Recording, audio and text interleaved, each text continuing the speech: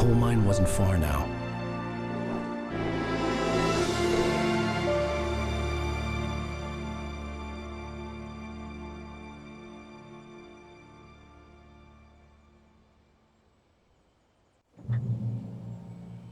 Today, I would meet the kidnapper, and he would give me Alice. I wouldn't give him any other choice. A drowning man will clutch at a straw.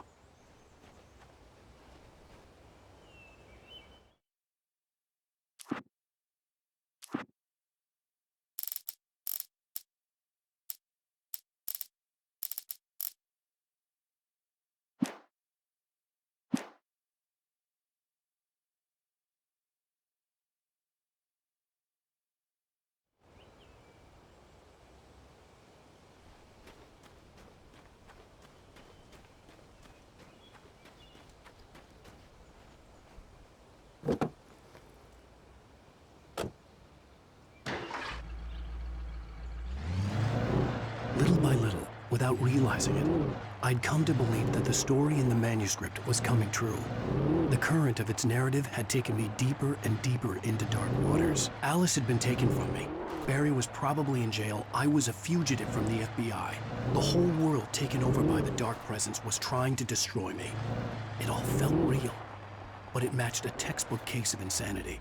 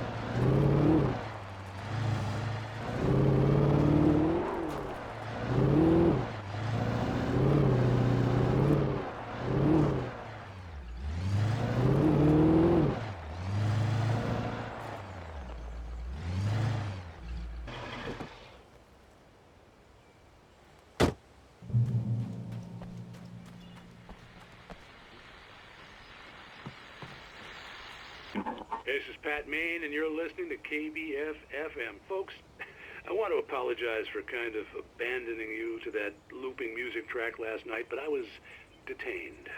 You see, I encountered a big-shot G-man with an itchy trigger finger who could use a lesson in manners and a boot in the ass, not necessarily in that order either. Now, folks, I know I'm not being very informative here, and I apologize for that. I really should just keep quiet, but I'm just so peeved right now, because some people just shouldn't be carrying badges. I'm just glad that our Sheriff Breaker was there to straighten things out. And if someone I met last night is listening, let me just say, I'm sorry if my mouth got you in trouble. I'm pretty sure you're not the bad guy here. Godspeed, son. I hope you know what you're doing. Now, on a lighter note, I'll be talking to Dr. Nelson all morning. But first, a little music.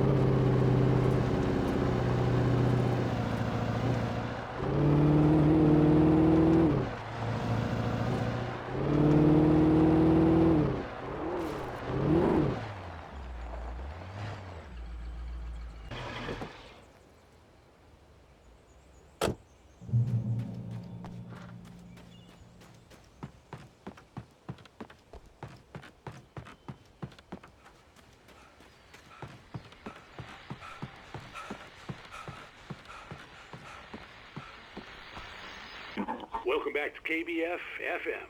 Hope you enjoyed that tune. Now, Doc, you were talking about life and finding that special someone, that soulmate. Well, you were talking about that. I was saying I don't buy it. Well, see, to me, that's strange, because I always pegged you as a hopeless romantic. You got me there, Pat. But I think love's where you look for it. And you need to do a lot of looking, sure. But the idea that there's that one special person out there for you, and if you miss that chance, it's gone forever and you're forever incomplete. I mean, isn't that depressing? Or, heck, childish even? There's plenty of fish in the sea. And apparently a fisherman has a fishing analogy for everything. But what you're saying, isn't that a little harsh? Well, no. What I am saying is that your potential for finding that connection isn't limited to what's essentially a chance encounter. How is that harsh? Yeah, well, I guess that's a nice thought, but let me say something personal here. Okay. Now, well, I don't disagree with you exactly, but I can't really fit that together with what I feel, what I felt for someone, because she was the one. She was. And I let her drift away from me. Maybe I didn't put in the work, I don't know, but, well, since then, and it was a long time ago, but since then, there hasn't been anyone, not like her. And I'm not saying I dwell on her or haven't moved on. I like my life. I'm not living in the past, but I do miss the way she completed me. You can't argue with the heart, Pat. I'm sorry, folks. I had kind of a scary experience last night, and let's just say it's shaken a few things loose.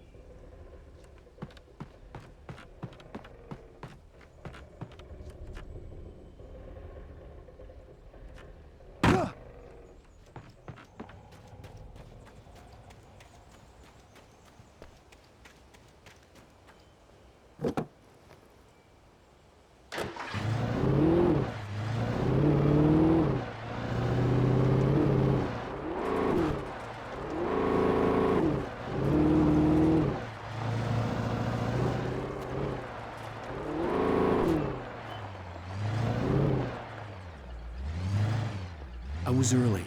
I was supposed to meet the kidnapper at noon in the main building. The coal mine was quiet. It was a museum now.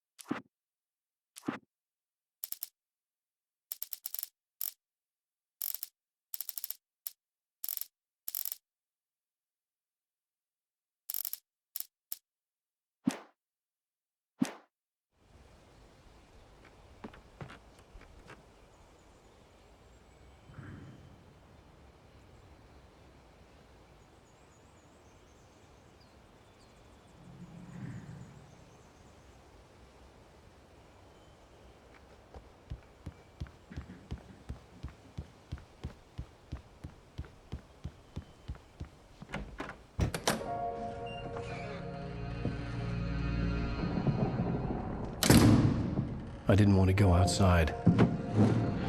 Cops had to be looking for me.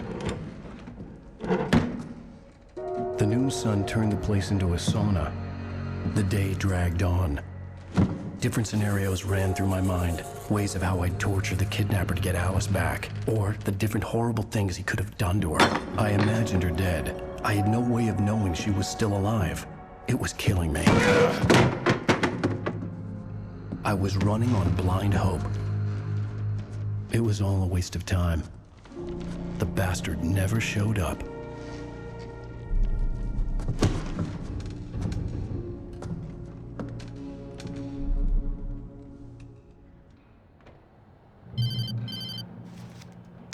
Wake! Where the hell are you? Change of plans.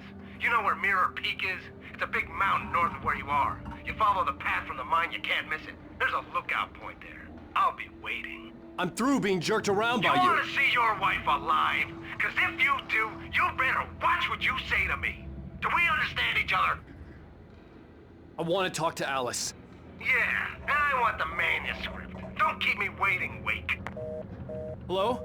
Hello! Ah! I'm gonna kill him! I had to get to Mirror Peak.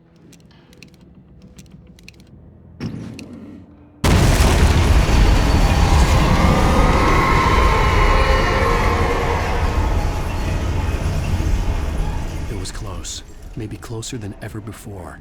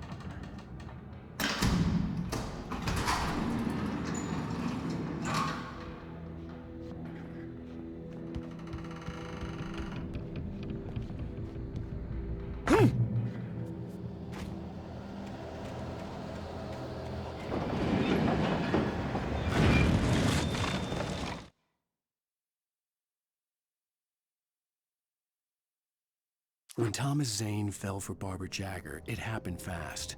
She was young, vibrant, and beautiful, full of life.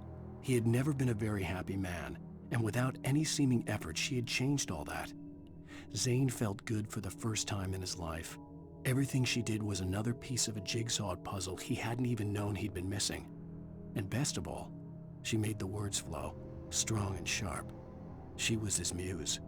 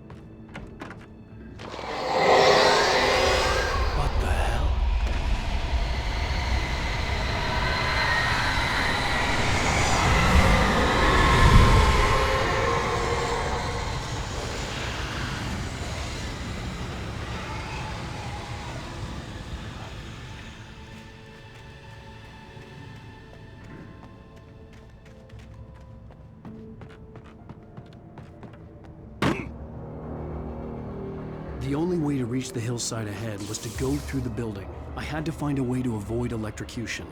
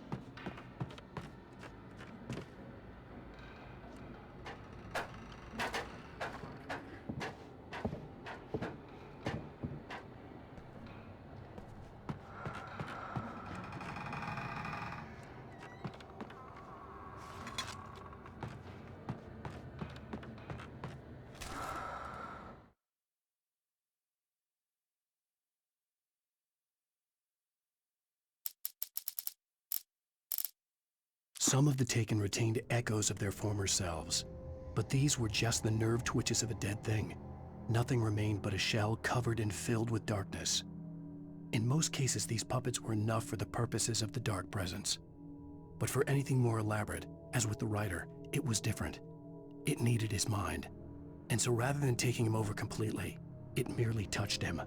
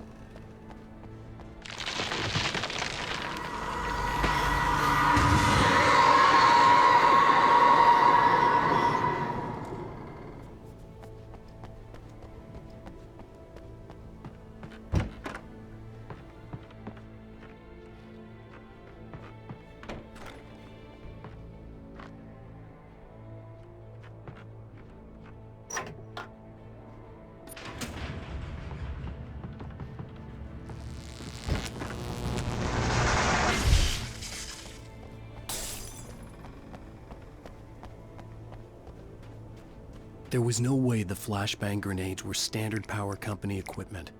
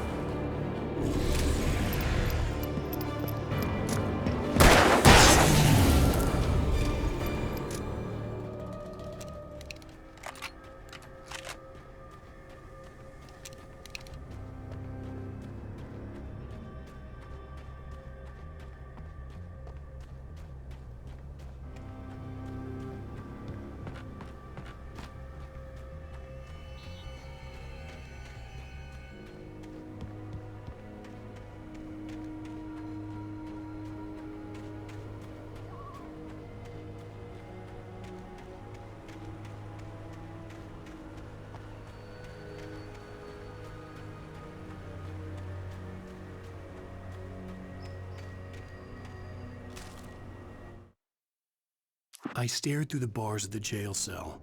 Barry stood behind me, swaying on his feet, looking as ill as I felt. Agent Nightingale stood on the other side of the bars with Sheriff Breaker. Nightingale had a stack of manuscript pages in his hand. He seemed unhinged as he gloated. "Well, I've got you now, Raymond Chandler. It's all here. All the evidence, including conspiracy to murder a federal agent."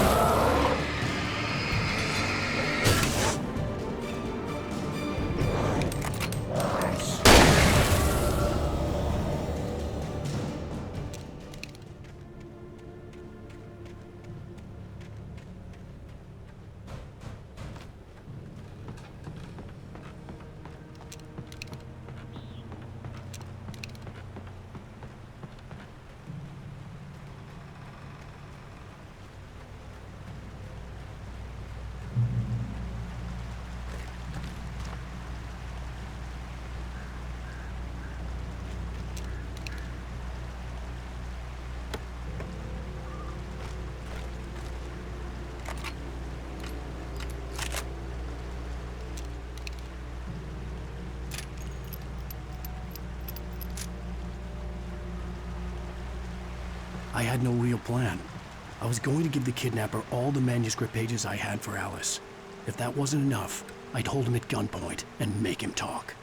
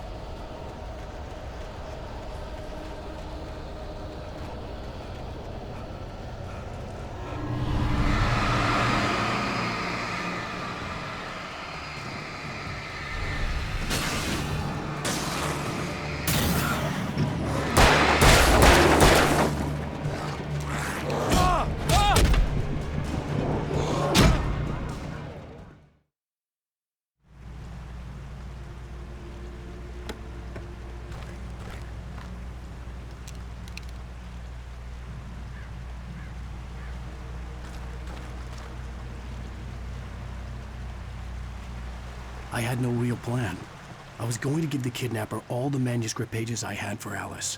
If that wasn't enough, I'd hold him at gunpoint and make him talk.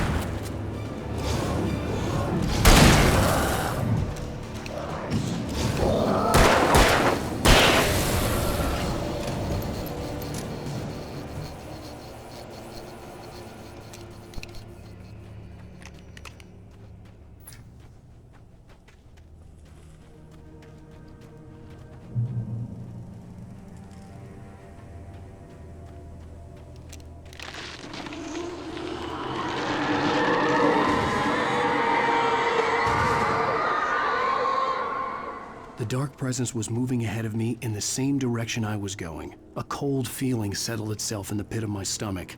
Was it going for Alice?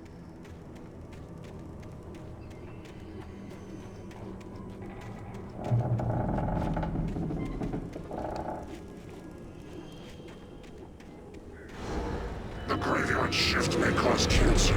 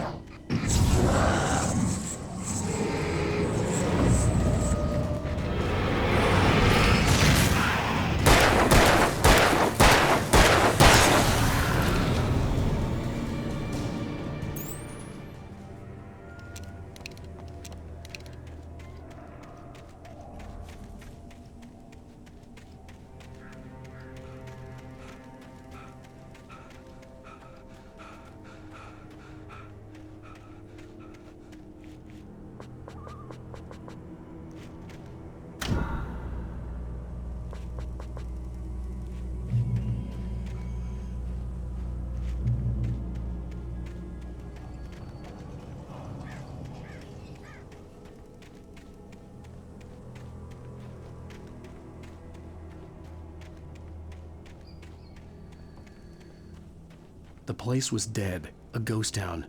Had been for decades, maybe a century.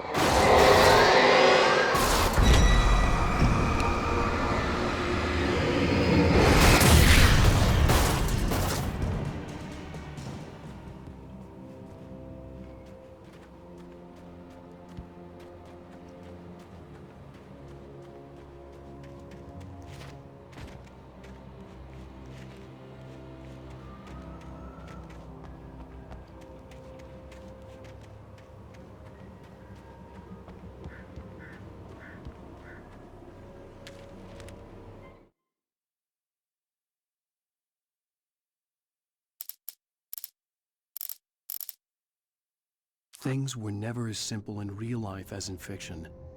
I had lost count of the times I had wished there'd be a clear reason for my writer's block. Something to fight, something to lash out on. There wasn't. I was filled with doubt. I was nothing like the hero in my books. Alex Casey had gone through his life with single-minded determination, never wavering from his goal. Even now, I was angry at myself, angry at Alice, angry at Barry. I was fumbling and I had no plan.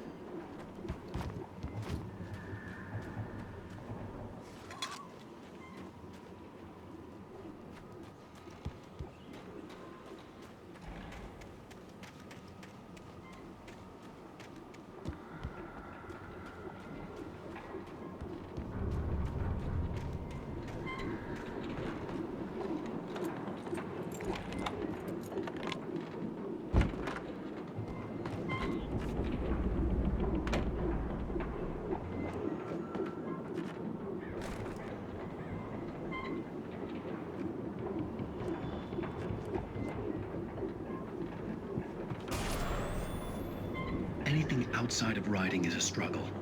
I feel ill. I manage to make my way downstairs. There's a shoebox filled with books and papers by Thomas Zane. It's very hard to focus, but I managed to read some of it. He's a poet, and a good one. He writes of muses and creators summoning fabulous things from a magic lake, using his powers to shape the world of a realm of gods and dreams and demons, dark things that wait for a chance to slip through, wearing the flesh of men as disguise. Zane writes about himself, his girlfriend being taken over by a dark presence, about growing scared of the lake. Zane believes it's a mirror to the gaping void of darkness above, where some Lovecraftian presence lurks. I crawl back upstairs. I'll borrow these things for my story. They ring true. They fit.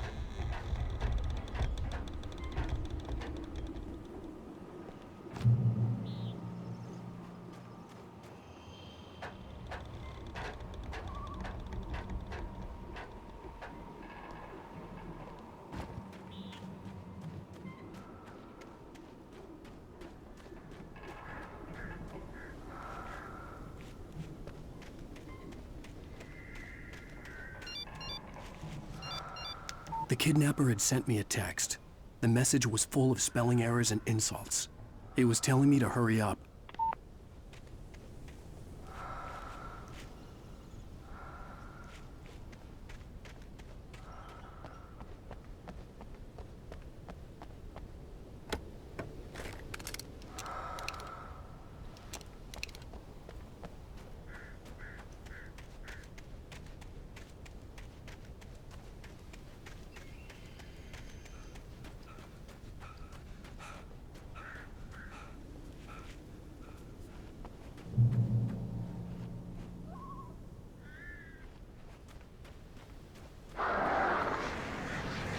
Birds.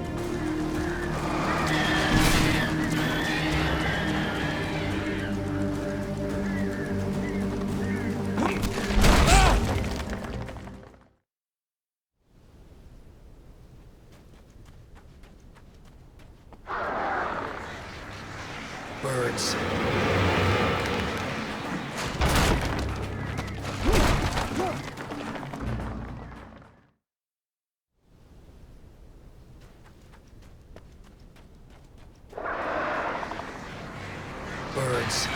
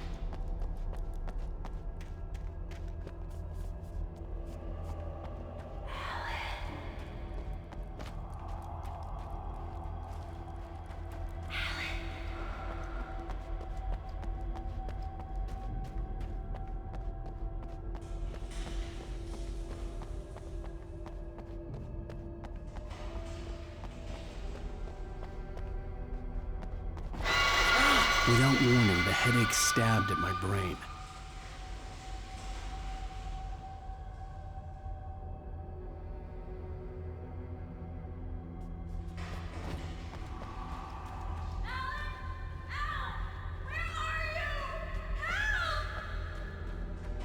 Alice?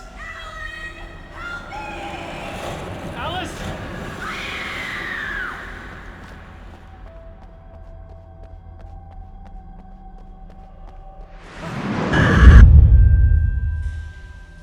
I'm losing it. I gotta get out of here.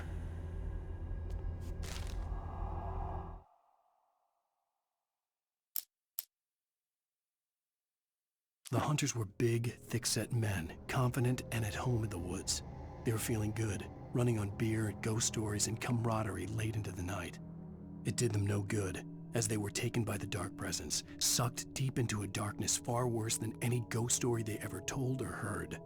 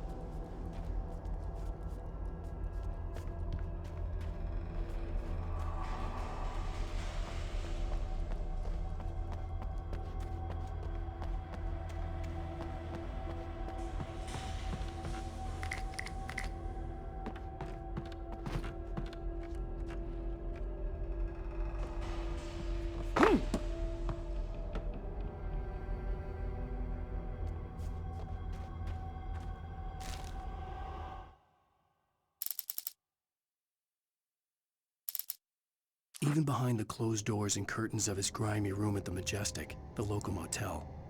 Nightingale could feel the locals' eyes on him, the unrelenting pressure of their judgment. He forced it out of his mind. For all he knew, they could all be under Wake's spell already. You do what you have to do to get the job done. He took comfort from the bottle in his hand. Please, he thought, just let me get through this.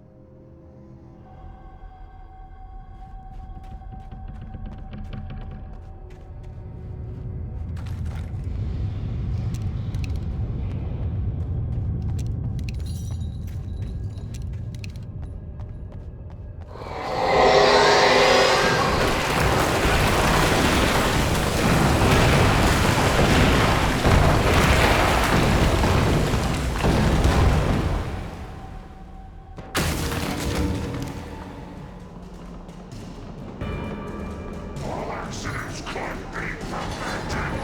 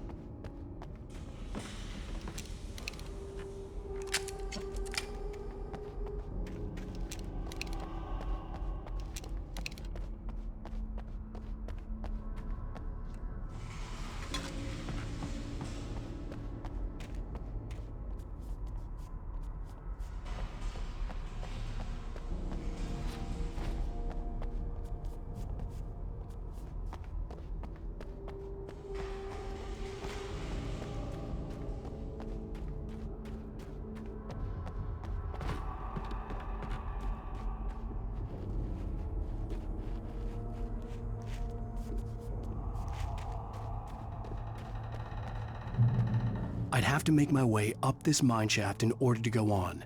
Maybe the machinery could help me with that.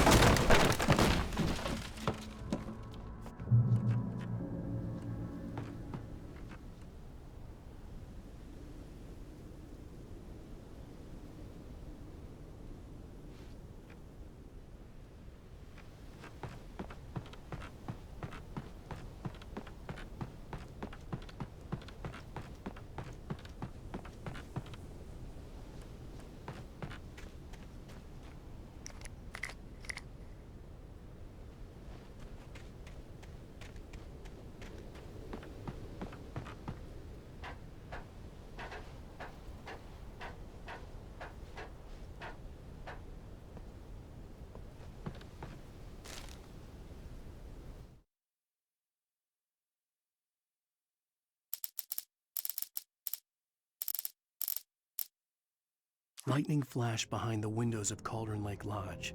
Tor Anderson laughed and held the steel hammer above his head. Nurse Sinclair was trying to calm him down without success. Tor grinned madly and shouted, "My hammer's up. Here's a friendly poke from Molnir, wench." He brought the hammer down with all his might on Sinclair's head. "We're on a comeback tour, baby."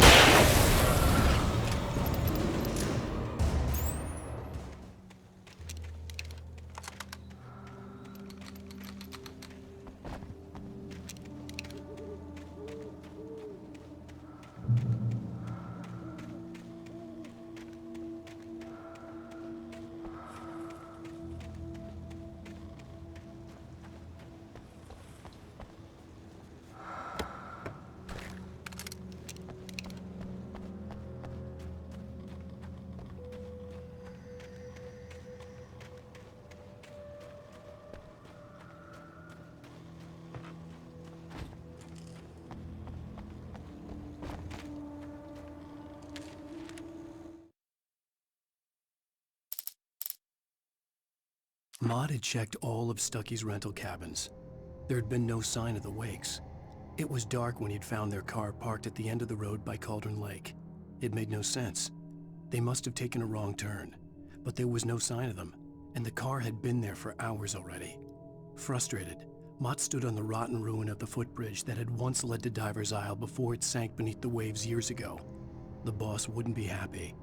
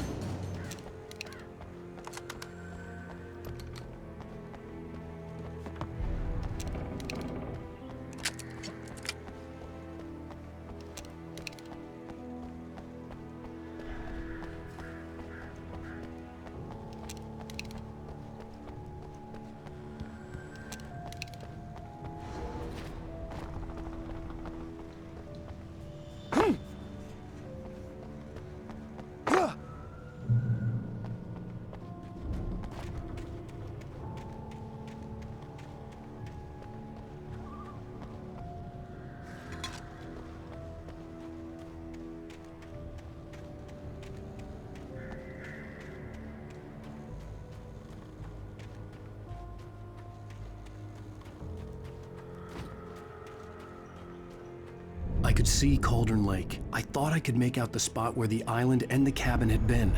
There was a light near it. It had to be a boat.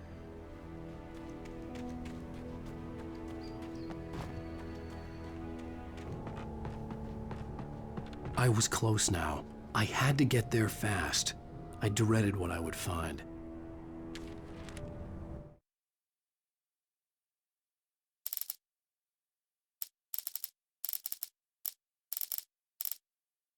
I tried to hold on to Alice, but her form melted away.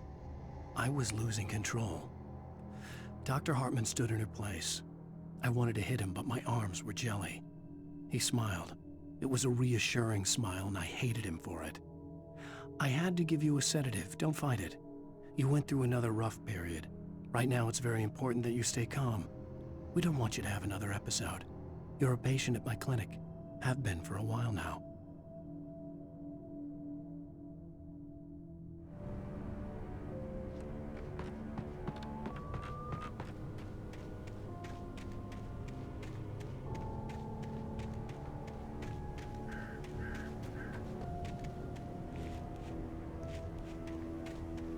Wait!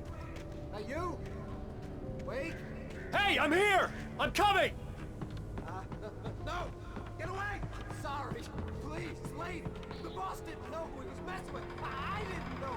I swear, I didn't know! We don't have his wife! We don't know where she is! She's probably drowned! We just said we had her to make him play ball, you see? To get him writing for us! Please! Please! Oh! I'm sorry! Please don't hurt me! Ah! Ah!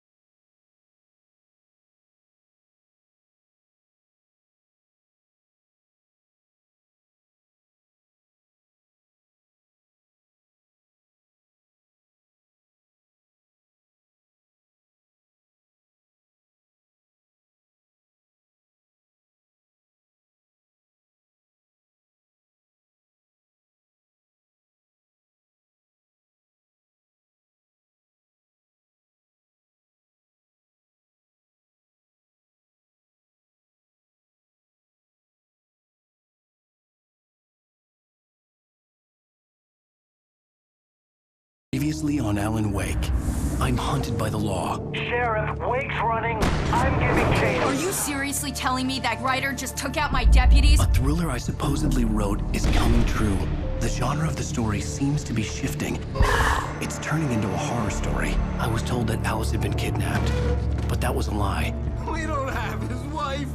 We don't know where she is! Her purported kidnapper was eaten up by the dark presence before it attacked me.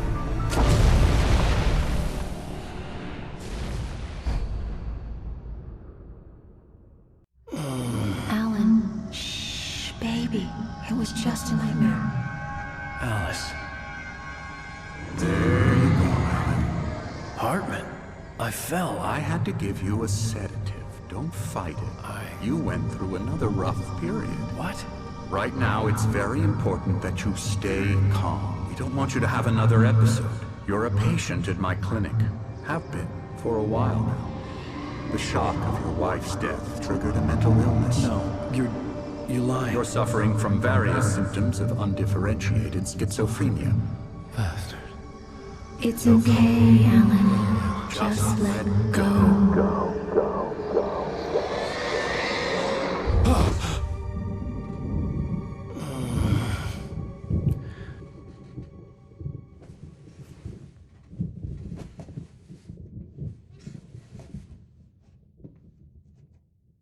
I felt groggy.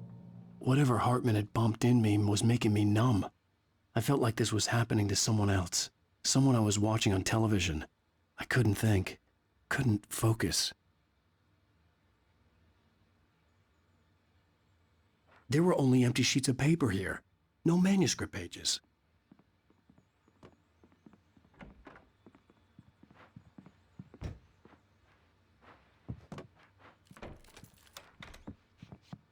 Good evening, Alan. Are we feeling better now? Feeling calm? Yeah. I see you brought your pet gorilla with you. So sure, I'm calm. I get the message. Loud and clear. Quite right. That's the spirit. You're being very brave, Alan. I understand you're confused. I would be more concerned if you weren't suspicious of me. I don't blame you for it. Big of you. Now, why don't you come with me? We'll reacquaint you with my clinic and go over everything you might have forgotten. Little walk and some fresh air? Yes, it will do you good.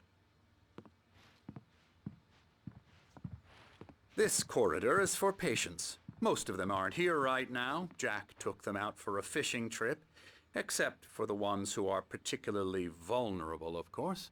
I encourage creativity as a part of the recovery process here at Cauldron Lake Lodge. I specialize in treating artists.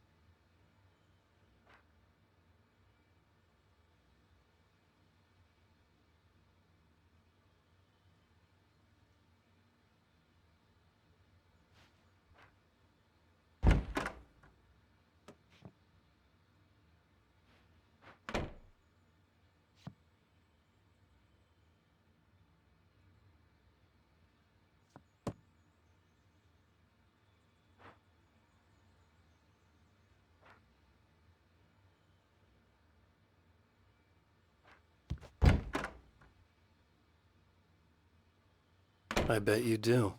Splendid, Alan. I honestly believe we can get this thing under control if we work together. This way, Alan.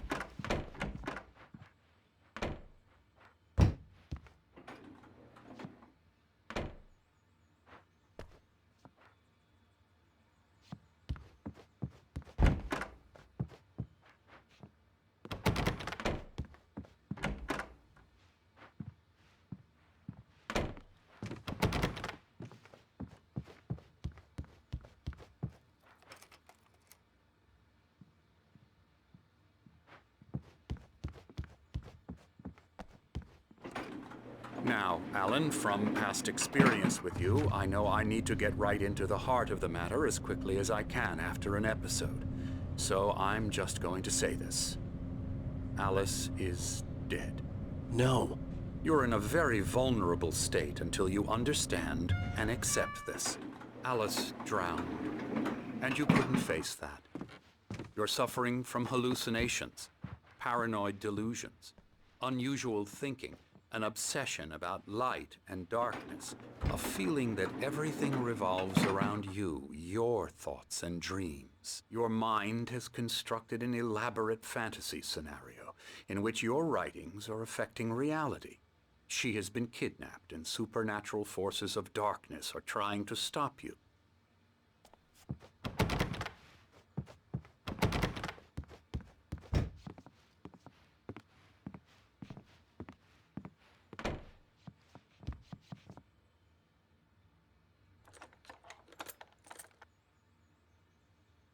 We go this way, Alan.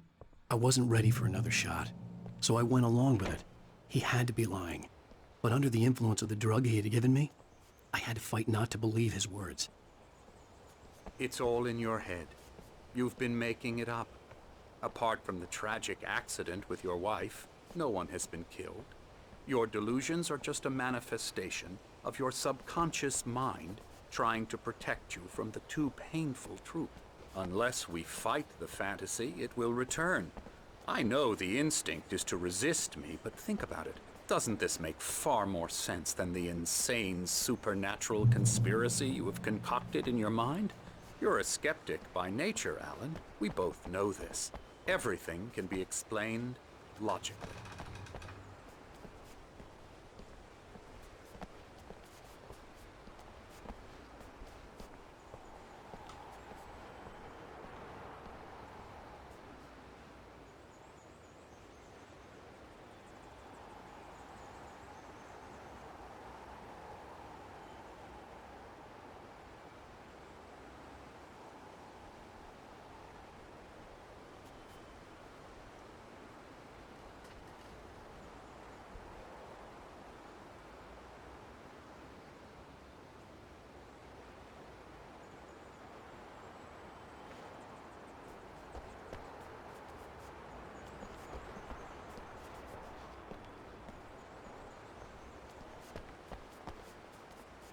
I never get tired of this view.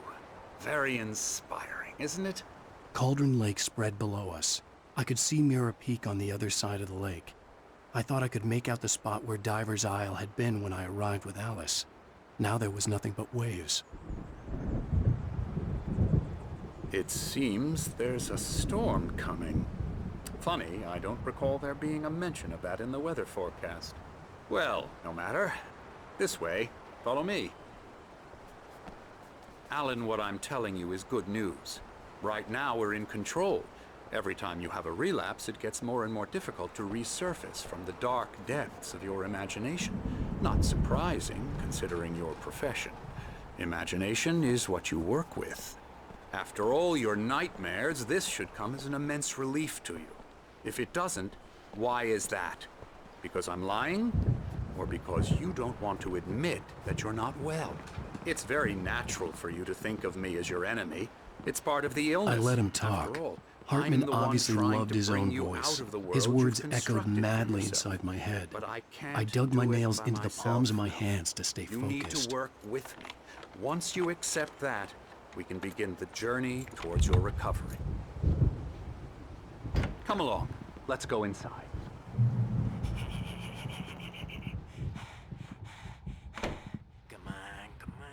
Here's the entrance to the office wing. That's for staff only.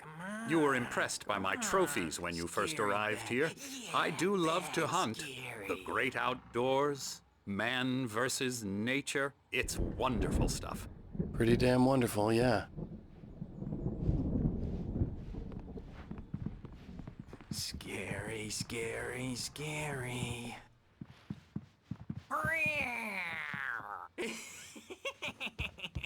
Emerson.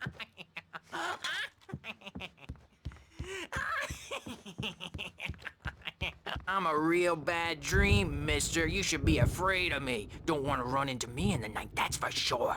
Please, Emerson. Mr. Wake is confused enough as it is. Yeah, you'd like me to go away so you won't be scared. But you can't just decide what kind of dream you have or when you have it. Emerson. Okay, sorry. Boo. That's Emerson. We're actually making some progress with him, I'm happy to say. He works on video Elbow games. strike. Ooh, It's yeah. trash, of course, but it does involve get him some to the head. small creative effort, which makes him receptive to my therapeutic methods. No kidding.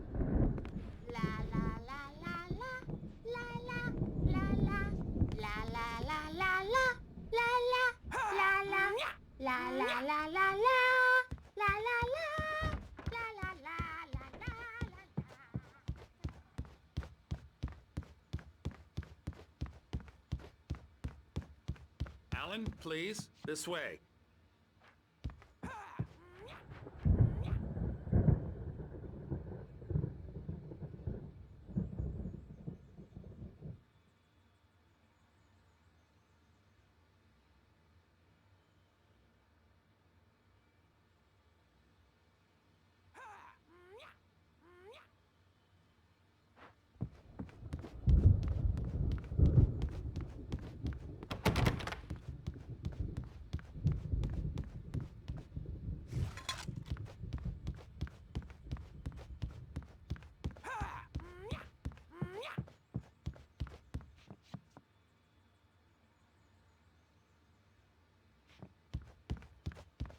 Hartman had mentioned that the power had been acting up.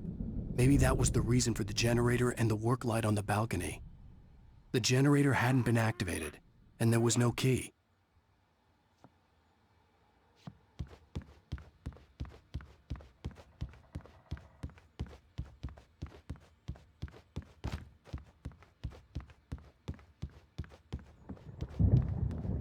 Come, Alan, this way.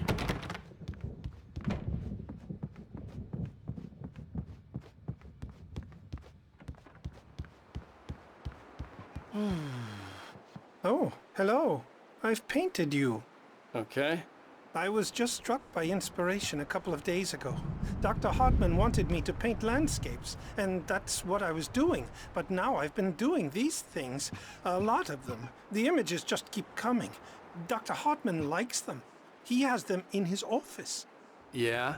He's very proud of me. He says I'm getting much better. I think I'm getting better.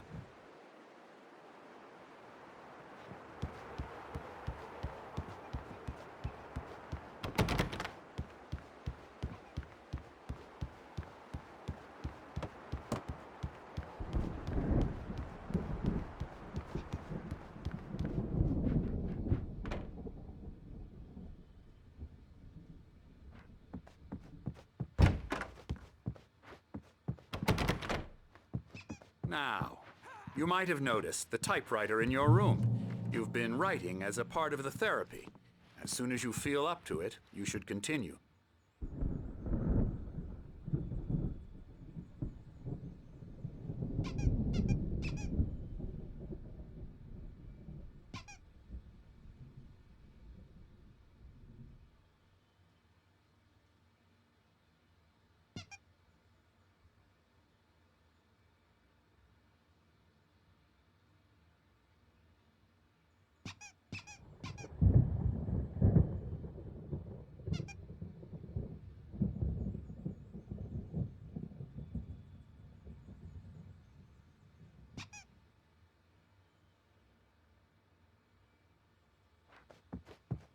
My rheumatism's killing me. There's a storm coming. Oh, what a storm. I hope it wipes this place off the face of the earth.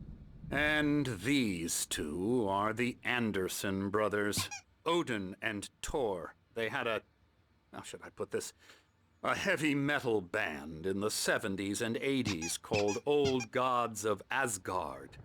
They even adopted new first names to complete the image of Viking gods. After the band broke up, they lived on a farm nearby. They are, well, in advanced stages of dementia. They're well cared for, TLC and all that. There's nothing more that can be done. I'm afraid that the rock and roll lifestyle has left its mark. Oh, that won't do. I'm so sorry to cut this short for now, Alan. The power has been acting up. I'd better go check on it. We'll continue this soon. Meanwhile, when you feel up to it, return to your room and try to write. It really is for the best. Don't you think? I'd like to bash his head in with a hammer. Oh, he'd love to fish out our secrets, but he has no clue. He's not crazy enough. Not crazy like us, Sonny. Yeah! Being crazy's a requirement, Sonny. Who else could understand the world when it's like this? It takes crazy to know crazy. That's the sanest thing I've heard in a while. Zane! You're all right, Tom. Hey, we like him, don't we, bro? He's got to go to the farm. The Anderson farm. Valhalla! We wrote it all down, lest we'd forget.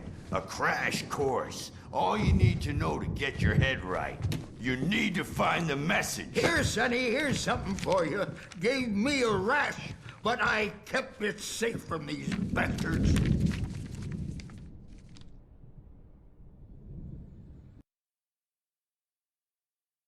Zane could feel the poems, taking form, shaping things. As he experimented, he imagined he could almost feel the power surging through the keys of the typewriter. It exhilarated him. but there was fear too. If not for his young assistant Emil, he would have given it up. But Emil convinced him otherwise. He too had a way with words. My head was clearing up, or according to Hartman, I was sinking back into the fantasy. I was convinced he was lying to me about everything. Crazy or not, the Andersons made more sense. Tom, you got any booze on you? Yeah, no. We Sorry, have a guys. stash of the special stuff at the farm. Our own formula. Local ingredients. Medicine clears your head right up.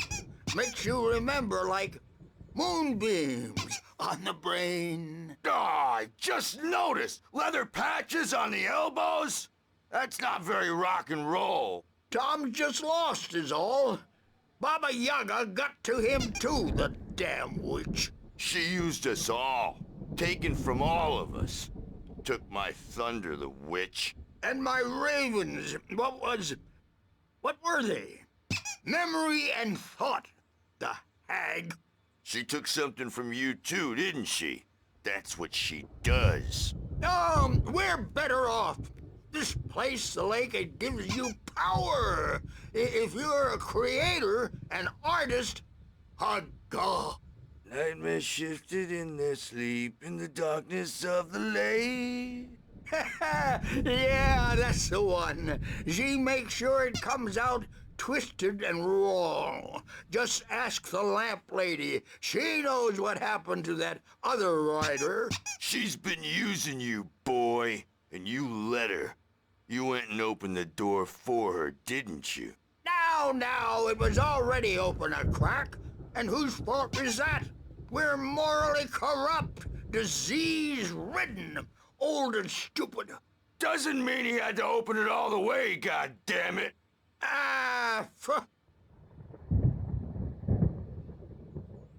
So tired. Built the farm close to the lake. A place of power. We had parties there, man. You should go there and have a party. That Bob Balder threw the amp through the window. Hit that hippie chick in the back of the head. 15 stitches and a concussion. Bob's dead now. Leukemia. Stitches, snitches, and narcs, man. Bad scene. I am tired, man. So tired.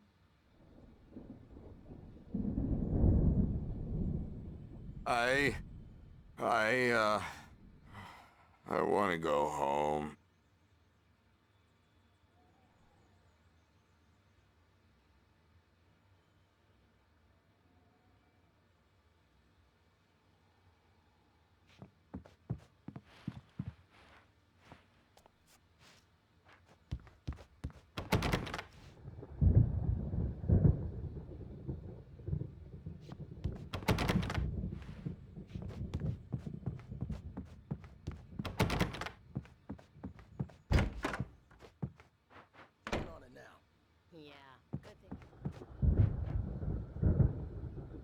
I'm a bad dream, and you can't wake up. You can't hurt a nightmare because all dreams are only imagination. They're only in your head, and they're not there when you wake up.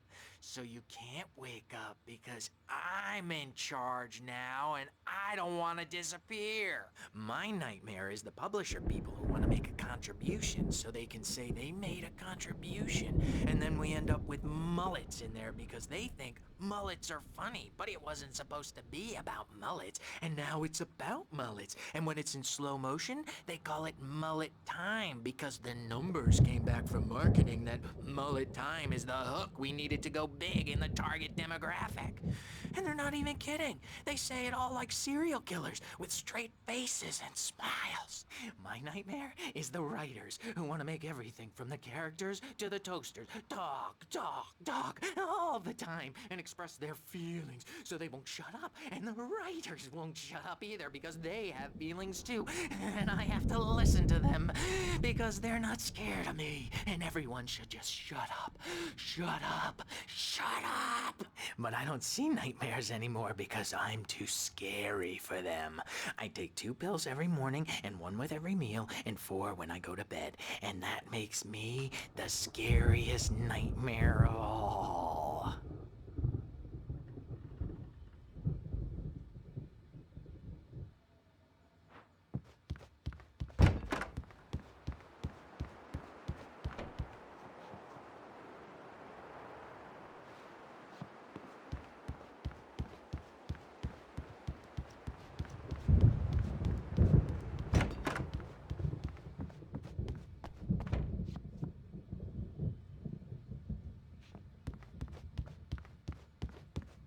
Hey, Wake, why don't you humor Dr. Hartman and give the writing a shot, huh? Typewriter's in your room. You can get to your room by those stairs, Wake. The doors were locked. Hartman and the nurses would have keys, but there was no way to get my hands on them.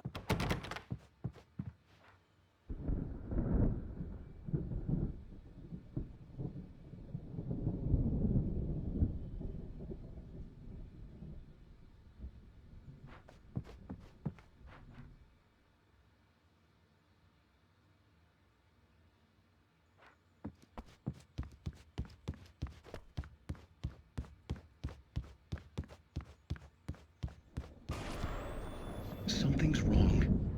I'm not myself. It's hard to think that there's a shadow inside my head. I can only focus on writing. Everything else is a blur. I'm trapped in this cabin. Have been for days, but it's always dark outside. My editor is real. I saw her again. She's not human. It's not human. A dark presence is wearing the old woman's face. She was covered in clinging shadows. There's a hole in her chest where her heart should be. I think I've made a horrible mistake. I don't think I'm any closer to saving Alice. It's been lying to me, using me to get the story it wants, and the story will come true.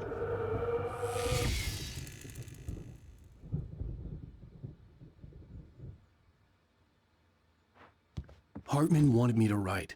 I knew I couldn't, but I figured I should just play along for now. It was the only thing I could do with Nurse Birch watching me like a hawk.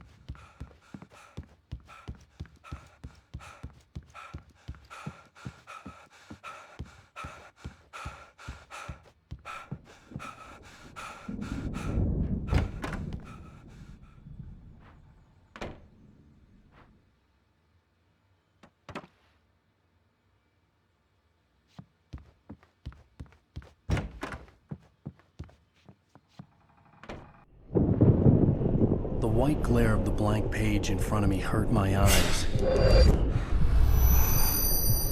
My hands began to shake uncontrollably. Everybody, calm down. Put that down. Bert, I need help. Hey, Wake, you stay here. I'm gonna go see what's up. You just keep doing what you're doing. Be cool, okay?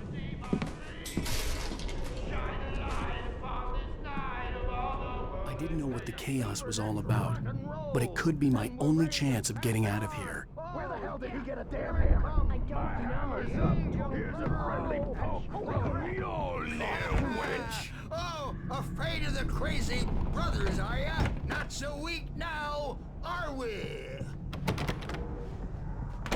Well, things are unraveling fast, aren't they? Ha ha! Nah! Ah, ha, ha. It's my store. I'm taking it. We're on a comeback tour, baby! Hartman kept talking, giving Barry the grand tour, clearly proud of the place. He went on and on about his hunting trophies, and Barry was impressed. But he was here on business. He raised his voice, cut through the monologue. Hey, Hartman, where's Al? Hartman stopped in mid-sentence, annoyed at the interruption. He nodded at the hulking orderly standing nearby.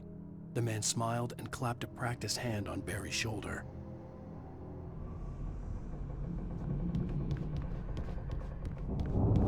Hammer's Way will have its say rise up in their name! Sinclair looked bad. That wasn't a love tap. The crazy old fart hit her hard. If she was one of Hartman's goons, she had it coming. I could get the key to the office wing from Sinclair. Come out and face the I had to get to Hartman's office. He had taken all my manuscript pages. That's where he'd been keeping them. Maybe you could come out and beat our wrinkled, adult diapered asses for us, since you're so tough, Birch. We were on the road, man! You think we haven't seen punks like you before? Mortal knave!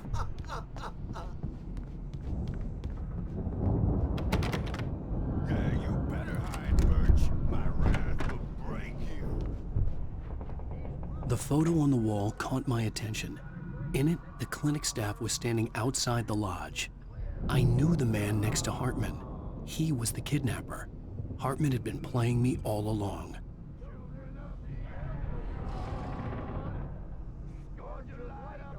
Get me out of here! Hartman, do you hear me? I'm gonna sue your crazy quack ass to shreds! Seriously! Do you have any idea how much trouble you're in? I am famous! Barry? Ow! About time! Barry! Man, am I glad to see you. We need to get to Hartman's office. It's right next door. You okay? Yeah. I mean, no! The cops found me at Rose's trailer, but they didn't hassle me too much. I'm obviously a victim in this, and I demanded to be treated as such. Or else I'd sue their asses. Speaking of asses, that vet gave me a real hard time, but I had no clue where you were. That guy's crazy, Al. But he let me go, and then I get a call from Hartman, that son of a bitch, who tells me you're here and I should come pick you up, but when I got here, 2 goons clobbered me and stuck me in there. What's with the cutout? I stole it from the diner to piss off Rose after what she did to us. That'll teach her. Yeah, that's a harsh punishment. Come on, pal, we gotta get going.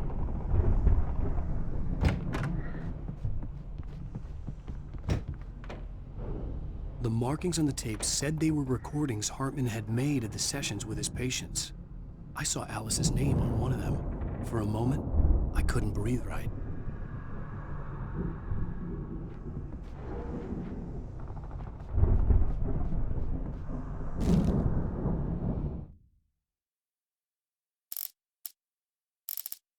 Hartman wasn't happy. Maude could see it in his eyes. He quickly lowered his own. He had made a mess of it, and he knew it. The shame of failure was hard to bear. He hadn't expected Wake to say he needed more time, and he blurted out 2 days, less than Wake had asked for to show him who was in charge. But that wasn't part of Hartman's plan.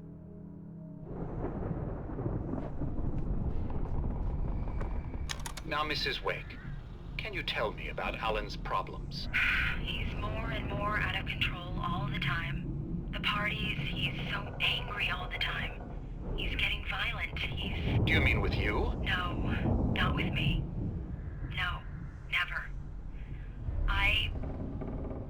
Sometimes I almost wish Alan would take a swing at me, because at least that'd lead to a conversation he couldn't just march out of. But no. Alan doesn't really sleep. And the work, well, he's not writing at all. He sits there for hours and just gets more and more frustrated. And I can't talk to him. Yes. Tell me, Mrs. Wake, what would you say to him if he'd listen? I don't know. I want to say, I look at you, and it's not you. Just some stranger who resembles you.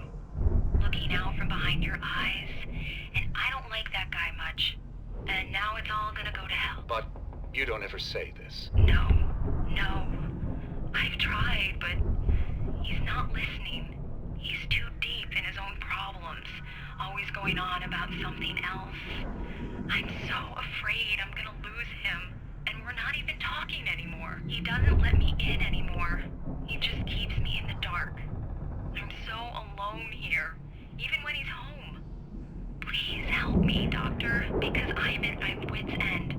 Well, if you can just get him here, I'll absolutely do my very best. Yeah, but Doctor, you need to be careful with him. He's not just going to listen to you and cooperate. He's the most stubborn man I've ever met. Well, I'll be sure to bear that in mind. Hearing her voice, what she was saying made me happy and sick and guilty all at once. Worst of all, I recognized the words. The phone call from her. It had been a cut-up of this. Just a recording. Rudolph Lane's case is interesting. He was completely blocked, and frankly, I was about to discard him as useless. However, once Wake arrived and started writing, something changed in Rudolph. He's producing extraordinary work, increasingly dark pieces. Unfortunately, he doesn't respond to direction at all, and it's my belief that he's not so much a creator as an illustrator, perhaps, a recorder of sorts. I hadn't considered the existence of such a role before, let alone its implications, but the paintings he has produced are informative. At least he's easily controlled and useful. I wish I could say the same about Wake. It's frustrating that the best subjects are always so damn difficult to deal with. Not buying that. I was tailing Wheeler, and this is the only place he could have gone. That means Wake is probably there too! Agent Nightingale, this is private property, and I will not allow you to disturb my patients. Yeah? I can get a warrant. How would your fragile little patients like that? Oh, I'm thoroughly intimidated by your mighty authority now, Agent. Listen, you smug snob. How would you like it if I busted through this gate and knocked you around a little? Agent Nightingale, first of all, I'm recording this conversation, so you might want to watch what you say. Secondly, you're not dealing with a hick now. I know the law, and if you can get a judge to grant a warrant, I'll be glad to cooperate. But you won't get one. Be advised that any further communications with me are to be made through my lawyer. I don't believe this. Good day, Agent. Yeah.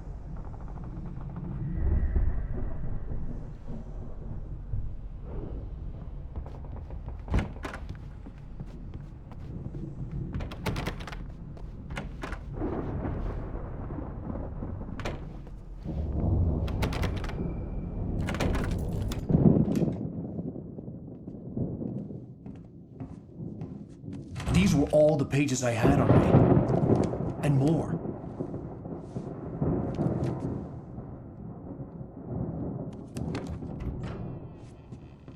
Alan, please. You're sliding back into the... Tell me one more lie and I'll shoot you in the face. Ah, well, it was worth a shot. Really, Wake, come on. Let's work together on this. You have no idea... Hartman, shut up! Barry, get out of here. I'll catch up with you. Get a car. Oh, Al, let's just... Go! Wake, listen to me. This is a mistake. Don't you see? Together we can create something absolutely wonderful. with your ability and mine.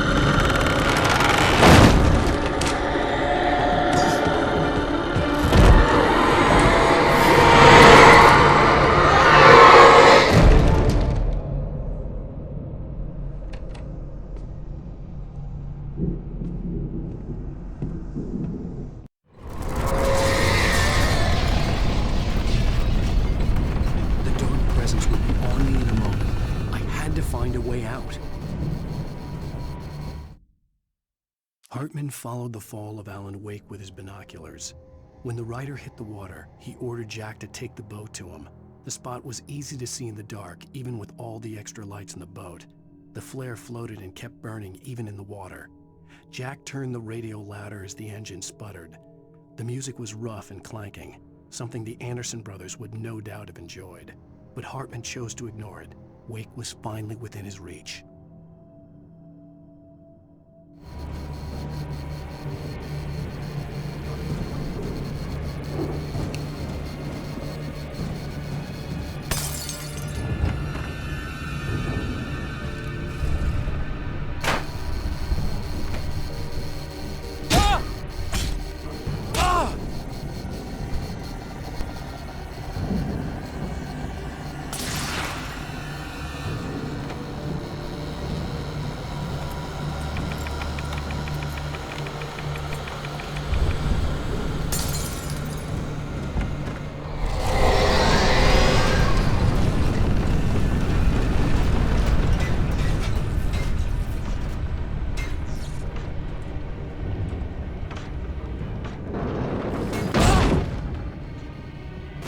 Light to get the possessed bookshelves out of my way.